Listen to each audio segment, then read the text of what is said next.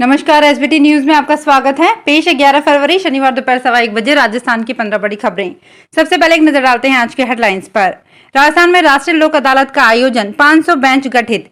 राजस्थान के अस्पताल बंद, हड़ताल पर रहे डॉक्टर्स। उदयपुर में सीईटी एग्जाम का अंतिम दिन, पहली पारी में 72% परीक्षार्थियों ने एग्जाम दिया। देर शाम तक शहर में ट्रैफिक रहेगा डाइवर्ट। वसुंधरा ने कहा, बजट में विकास का विजन नहीं। और बीकानेर में फिर छाया कोहरा, तापमान में फिर गिरावट। और अब खबरें विस्तार से। राजस्थान में आज राष्ट्रीय लोक अदालत का आयोजन हो रहा है। राष्ट्रीय विधिक सेवा प्राधिकरण के निर्देशन में राजस्थान राज्य विधिक सेवा प्राधिकरण की ओर से लोक अदालत का आयोजन किया जा रहा है। राजस्थान हाईकोर्ट के नवीन भवन में सुबह 10 बजे लोक अदालत का शुभारंभ हुआ। कार्यवाहक मुख्य न्यायाधीश MM श्रीवास्तव ने लोक अदालत का उद्घाटन किया। इस दौरान जयपुर पीठ के न्यायाधीश सहित महाधिवक्ता और अतिरिक्त अधिवक्ता और अन्य मौजूद रहे।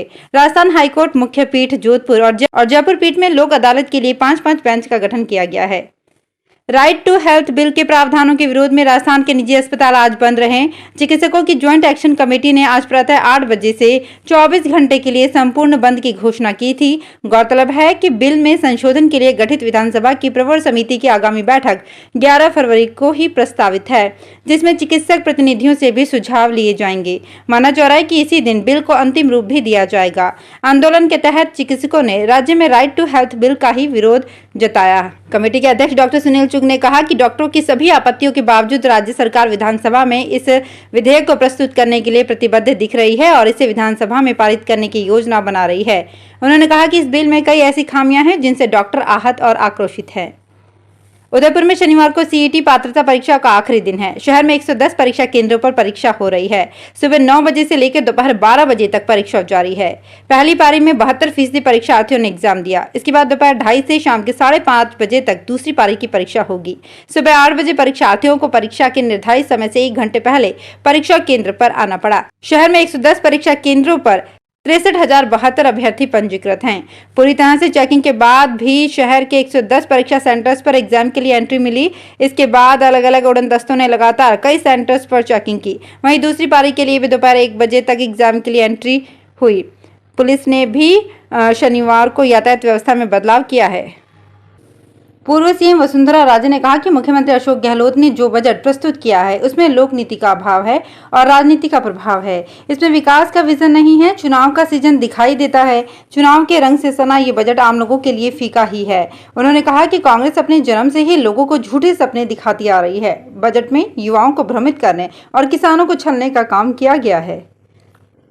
बीकानेर में अचानक सर्दी और कोहरे के चलते न्यूनतम तापमान में कमी आई है। पिछले 24 घंटे में वैसे तो न्यूनतम पारा 15 डिग्री सेल्सियस तक पहुंच गया, लेकिन रात में पारा लुढ़क गया। एक सामान्य पश्चिमी विक्षोभ के चलते मौसम में ये परिवर्तन आया है। शुक्रवार दोपहर तक जहां पंखों का सहारा लेना पड़ रहा था, वहीं रात 11 बजे के बाद बीकानेर में ठंडी हवाएं चलने लगी। बादलवाही के चलते रात में ही कोहरा बढ़ गया। लुणकरणसर से श्रीगंगानगर जाने वाले मार्ग पर कोहरे का असर रहा। जमीन के मामले में NRI व्यवसायी को गिरफ्तारी की धमकी देकर 1,83,00,000 रुपए हड़पने के मामले में सस्पेंड चल रहे RPS जितेंद्र आंचलिया और सब इंस्पेक्टर रोशन लाल, दलाल रमेश राठौड़ व मनोज श्रीमाली को ACB ने शुक्रवार को गिरफ्तार कर लिया। आरोपियों को पकड़ने के लिए जयपुर मुख्यालय से 5 टीमें भेजी गई थी। पिछले साल दिसंबर में ACB में केस दर्ज होने के बाद से आंचलिया सस्पेंड चल रहा था। ACB के ADG हेमंत प्रियदर्शी ने बताया कि इस संबंध में NRI व्यवसायी ने शिकायत दी थी। फर्जी कंपनी बनाकर निवेशकों से करोड़ों की ठगी करने के मामले में जांच टीम ने अपेक्षा ग्रुप के एक और डायरेक्टर को पकड़ा है। आरोपी लोकेश नागर लंबे समय से अपेक्षा ग्रुप की 2 कंपनियों में सक्रिय रूप से जुड़ा हुआ था। इसने 25 निवेशकों से करीब 56 लाख रुपए का निवेश अपेक्षा ग्रुप में करवाया था। DSP अमर सिंह ने बताया कि आरोपी लोकेश नागर 12 जिले का रहने वाला है। उसका फोटोग्राफी का बड़ा काम है। उसके खिलाफ 2 जनवरी 2022 को गुमानपुरा थाने में ठगी का मामला दर्ज हुआ था। रेलवे मंडल के जयपुर स्टेट स्थित TTE रेस्ट हाउस व loco pilot guard running room में अब कई सुविधाएं विकसित की जाएंगी। इसके लिए DRM नरेंद्र ने सीनियर DCM मुकेश सैनी और DCM डॉक्टर सीमा बिश्नोई ने शुक्रवार को निर्देश दिए। रेलवे के एक वरिष्ठ अधिकारी ने बताया कि हाउसकीपिंग और सब्सिडाइज्ड खाने के लिए 3 साल के लिए निजी फर्म को सौंपा है। उसके तहत ऑन ड्यूटी रनिंग स्टाफ और TTE को मात्र 5 रुपए में नाश्ता और खाना परोसा जाएगा। इसके साथ ही रेल कर्मियों को आराम करने के लिए डिलक्स डॉर्मेट्री दी जाएगी। हिमाचल प्रदेश के कई इलाकों में लगातार बर्फबारी हो रही है। इससे 4 नेशनल हाईवे समेत 176 करोड़ पर आवाजाही बंद हो गई है। पिछले 24 घंटे में राज्य के 470 बिजली और 10 पानी सप्लाई प्लांट ठप हो गए हैं। मौसम विभाग ने अगले 24 घंटे में तापमान में गिरावट और पहाड़ी मैदानी इलाकों में अलग अलग जगह पर बिजली गिरने का येलो अलर्ट जारी किया है।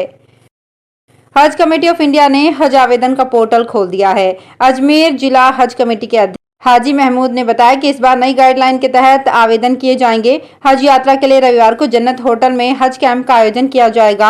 आवेदन की आखिरी तारीख 10 मार्च है। हाजी महमूद ने बताया कि आवेदन सुबह 11:30 बजे से दोपहर 3 बजे तक भरे जाएंगे। यात्रा के लिए ओरिजिनल पासपोर्ट जरूरी है, जिसकी वैधता 31 दिसंबर 2023 तक होनी चाहिए।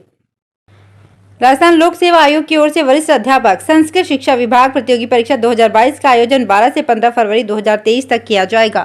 इसके प्रवेश पत्र जारी कर दिए गए हैं। आयोग सचिव HL अटल ने बताया कि परीक्षा के प्रवेश पत्र आयोग की वेबसाइट एवं SSO पोर्टल पर अपलोड कर दिए गए हैं।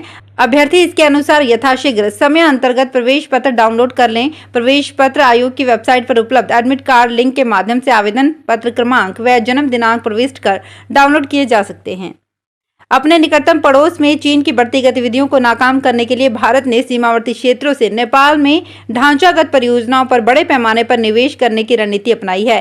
ये रणनीति एक तरह से चीन को करारा जवाब है। भारत विरोधी वातावरण बनाने के लिए बीजिंग नेपाल से म्यांमार तक और बांग्लादेश से श्रीलंका तक इंफ्रास्ट्रक्चर परियोजनाओं में सशर्त निवेश करता रहा है। दिल्ली वडोदरा मुंबई एक्सप्रेस वे पर 12 फरवरी से वाहन फर्राटा भर सकेंगे। गुरुग्राम के अलीपुर गांव में राजस्थान के दौसा के बीच 220 किलोमीटर का हाईवे बनकर तैयार हो गया है। 12 फरवरी को प्रधानमंत्री नरेंद्र मोदी इसका उद्घाटन करेंगे। मुख्य कार्यक्रम दौसा में होगा, लेकिन इससे पहले केंद्रीय सड़क परिवहन मंत्री नितिन गडकरी और मुख्यमंत्री मनोहर लाल की मौजूदगी में गुरुग्राम में भी कार्यक्रम होगा। वैलेंटाइन डे वीक का आज 5वां दिन है। आज प्रॉमिस डे मनाया जाता है। इस दिन कपल्स एक दूसरे से जिंदगी भर साथ निभाने का वादा करते हैं। कपल्स का मानना है कि इससे उनका रिश्ता मजबूत होता है। जब आप किसी के साथ प्यार में होते हैं तो अपने पार्टनर की खुशी का ख्याल रखते हैं, उनके साथ अपना भविष्य सोचते हैं और इसी सपने को पूरा करने के लिए कई सारे वादे करते हैं। ऐसा करने से रिश्ते की डोर अधिक मजबूत होती है। आप ये वादा कर सकते हैं कि आप उन पर हमेशा भरोसा करेंगे और हमेशा उनकी रिस्पेक्ट करेंगे। इससे आपका रिश्ता और ज्यादा गहरा और मजबूत होगा।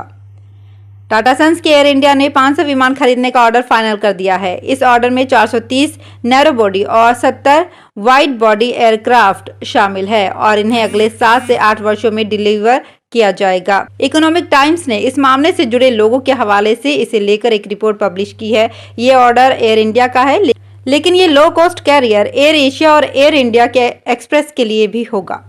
तो फिलहाल इस बुलेटिन में इतना ही। फिर हाजिर होंगे कुछ और बड़ी खबरों के साथ।